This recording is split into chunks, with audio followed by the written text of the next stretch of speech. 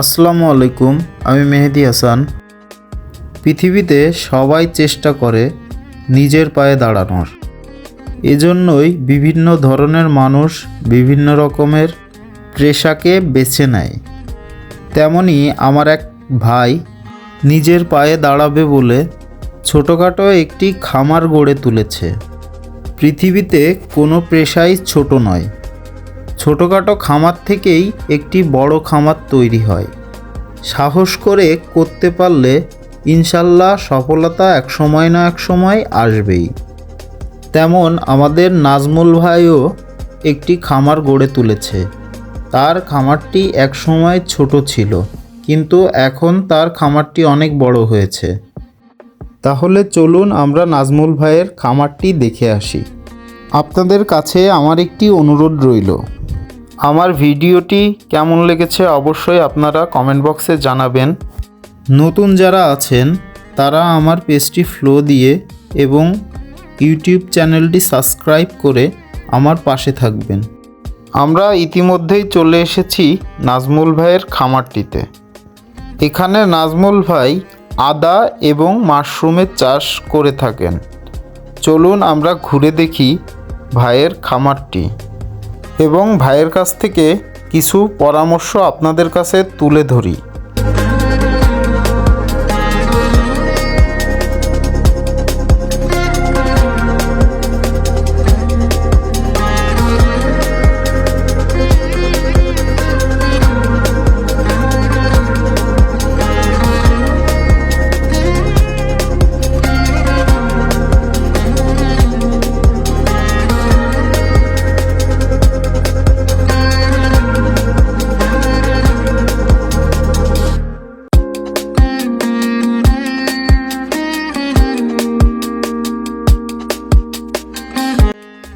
আপনাদের বাড়িতে যদি অল্প জায়গা থাকে তাহলেই আপনারা এই মাশরুমের চাষটি করতে পারবেন। খুবই অল্প টাকা থেকে এই মাশরুমের চাষটি শুরু করা সম্ভব। ডেসক্রিপশন বক্সে ভাইয়ের নাম্বার এবং ডিটেলস সব কিছুই দেওয়া থাকবে। আপনারা প্রয়োজন পড়লে তার সাথে যোগাযোগ করে ছোটোখাটোর ভেতরে একটি ব্যবসা শুরু করতে পারবেন। চলুন আমরা ভাইয়ের মুখ থেকে বিস্তারিত সব কিছু জানার চেষ্টা করি।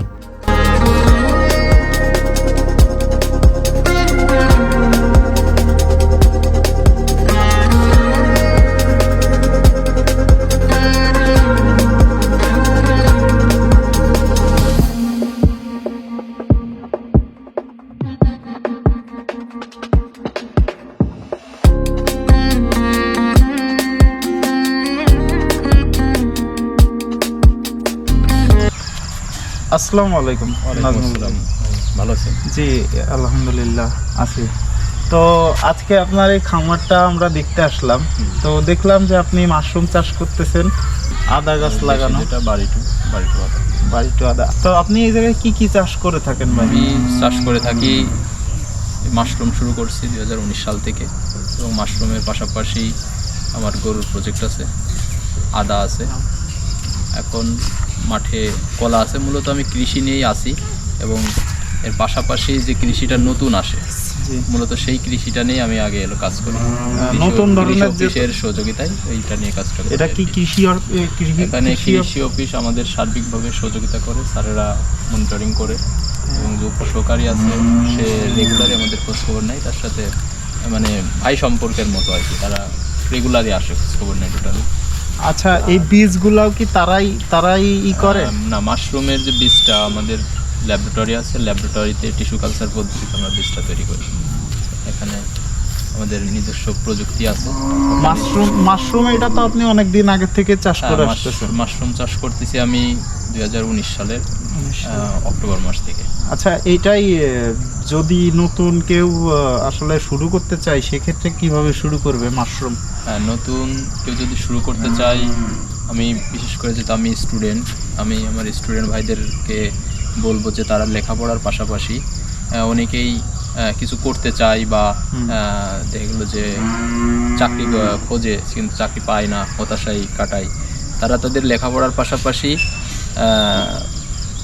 অল্প পরিসরে যদি তারা মাশরুম নিয়ে কাজ করে আস্তে আস্তে এগুলো সে ফার্মটা বড়ো করতে পারে এবং এর থেকে যে উপার্জন হবে সেই উপার্জন দিয়ে সে নিজের পড়াশোনা চালাতে পারবে এবং সে যদি তার লেখাপড়া শেষ হতে হতেই ভালো একটা অ্যামাউন্ট তার হয়ে যাবে। হ্যাঁ, যেমন আমি তার একটা বাস্তব উদাহরণ, আমি সেটাই, আমরা তো জানি, ইন্টার পাস করে গ্রাম টিউশনি করাতাম। এই তারপরে ইন্টার পাস করে দেখলে 2-1 মাসের ভিতরে তো ভর্তি হতে হয়। অনার্সে ভর্তি শুরু হলাম মাগুরা হোসেন সৈয়দ সোহরাওয়ার্দী কলেজে। ভর্তি হয়ে আর কি ওই মাসখানেকের ভিতরে মাশরুম চাষ শুরু করি। আপনার যে বাজেটটা ছিল প্রথমার্ধে শুরু করার ক্ষেত্রে, এই বাজেটটা কেমন কি? আমি প্রথম বাজেট নিয়ে পর্যায়ে ভাবছিলেন? যেহেতু মাশরুম চাষ করার একটা সুবিধা আছে, সে সুবিধাটা হলো এক মোটে টাকা প্রয়োজন হয় না। তা ওই আমি প্রথমবার 18,000 টাকা ইনভেস্ট করছিলাম, কিন্তু একবার না, সারা বছরে সারা বছরে প্রত্যেক 1 বছর ধরে আস্তে আস্তে টাকা দিয়ে। সিজন হলো আমাদের 4 মাস, আমরা সিজন ধরি। ওই 4 মাসের ভিতরে আমি 18,000 টাকা ইনভেস্ট করছিলাম, আর ওখান থেকে আমার 1,02,000 টাকা মোট সেল হয়েছিল।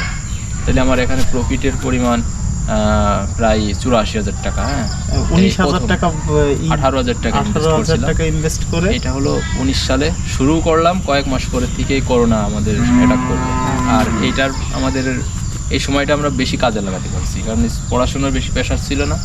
আমরা মাশরুমে কাজ করছি, আর মাশরুমের অন্য ব্যবসায়ীরা তাদের ব্যবসার ধস নামছে, আর আমাদের এই মাশরুম শিল্পটা এই করোনার ভিতরে আরো অগ্রসর বেশি হয়েছে। মাশরুম তো এটা ডায়াবেটিক্সের যারা রোগী আছে তাদেরকে পাউডার যেটা বলে, মাশরুমটা হলো আপনার পুরোটাই ওষুধি গুণ সম্পন্ন সবজি এবং এটা অর্গানিক প্রোডাক্ট।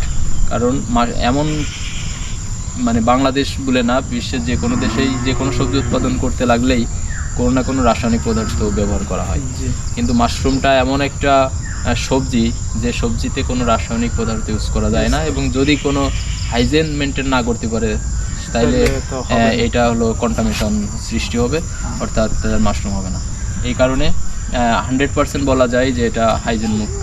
আচ্ছা, আপনি তো মাশরুম শুধু এইখানে না, অনেক জায়গায় আপনি এই মাশরুমগুলো মার্কেটিংও করে থাকেন। মাশরুম আমাদের সারা বাংলাদেশে মার্কেটিং হয়, যেখান থেকেই আমাদের মাগুরার সাথে বিশেষ করে পরিবহনের সংযোগ আছে। যেহেতু মাশরুমটা আজকে হারভেস্ট করলে সর্বোচ্চ 1-2 দিন ব্যবহার করা যাবে। আপনার সাথে যোগাযোগ করলে পরে তো আপনার সাথে যোগাযোগ করলে কাঁচা মাশরুমটা আমাদের বিশেষ করে আমাদের মাগুরার সাথে অনেক 64 জেলার ভিতরে দেখা গেলো যে আপনার 40টা জেলার বাস সংযোগ আছে, এটা আমাদের প্লাস পয়েন্ট।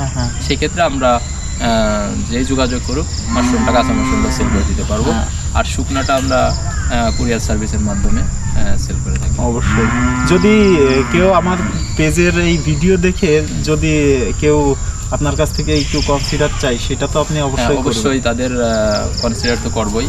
আর এই ভিডিওর মাধ্যমে যদি কেউ একটু চাষ করতে আসে তাদের স্বাগত। তাদের আমরা কিভাবে চাষ করতে, আসলে যে কোনো জিনিস চাষ করতে লাগলে তার প্রশিক্ষণের প্রয়োজন আছে। সে যদি প্রশিক্ষণ নিয়ে তার কাজটা অগ্রসর হয়, সেক্ষেত্রে সে ক্ষতির সম্ভাবনা তার কম থাকবে। এক্ষেত্রে যদি কেউ আসে ইনশাল্লাহ তাদের সার্বিক সহযোগিতা করা হবে। শুধু চাষটা না, মানুষ বেশি প্রোডাকশন সবাই দেখে গেলো যে কম হার্ডওয়ার্ক করলে করতে পারবে, কিন্তু মার্কেটিংটা ঝামেলা হয়।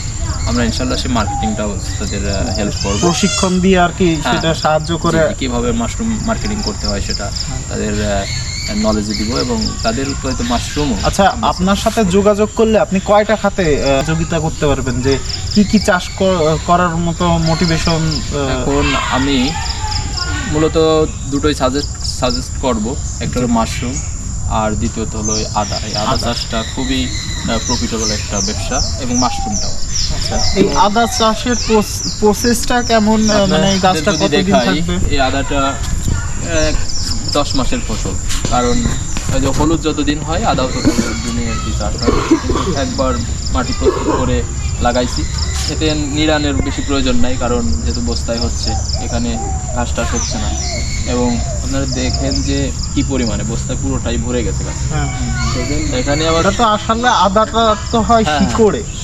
এটা হলো যেহেতু কন্দ জাতীয় ফসল, এটা যদি আপনার পার বস্তা আমার এভারেজ 50 টাকা খরচ। এখন মানে 3টে স্টেপে 7 দেওয়া লাগে, সব ধরে লেবার কস্ট ধরে। এখানে একটা বস্তায় 1200 থেকে 1000 গ্রাম আদা, যা আপনার 1000 গ্রাম যদি আদা হয় এভারেজ, তাইলেও কিন্তু এখন বাজার 300 টাকা কেজি। হ্যাঁ হ্যাঁ আমি মনে করি যে এটাও ভালো একটা চাষ, কারণ এটা হলো পতিত জমিতে, যেমন মাশরুমও পতিত জমিতে, এটাও পতিত জমিতে। এটা দেখেন পুরো কিন্তু গাছগাছালি, এখানে অন্য কোনো ফসলই কিন্তু হবে না। না না না এখানে সেই- কোনো সেই ফসলের তুলনায় আদা মাশরুম এই দুটো করা যাবে, কারণ এগুলো করতে জমি প্রয়োজন হবে না। দেশের যে অবস্থা, দিন দিন যে জনসংখ্যা বাড়তেছে, সেক্ষেত্রে আবাদি জমির পরিমাণ কমে যাচ্ছে। আর মাশরুম তো দেখলেন যে একটা সিকা পদ্ধতিতে করা, হ্যাঁ, একটা স্পেসেই আপনার সিকা পদ্ধতিতে যদি আপনি 6টা করেন তাহলে 6টা জায়গা কাভারেজ আছে। সেই তুলনায় এ দুটো জিনিস, কারো যদি জায়গা জমি কম থাকে সেও সেটা করতে পারবে, এবং যদি ফাইন্যান্সিয়াল সাপোর্ট তার কম থাকে সেও দুটো জিনিস আসতে পারবে। ডেসক্রিপশন বক্সে আমাদের নাজমুল ভাইয়ের ঠিকানা এবং সব কিছুই দেওয়া থাকবে, আপনারা চাইলে যোগাযোগ করে নিতে পারবেন। সবাই ভালো থাকবেন, দেখা হচ্ছে পরের ভিডিওতে। ধন্যবাদ।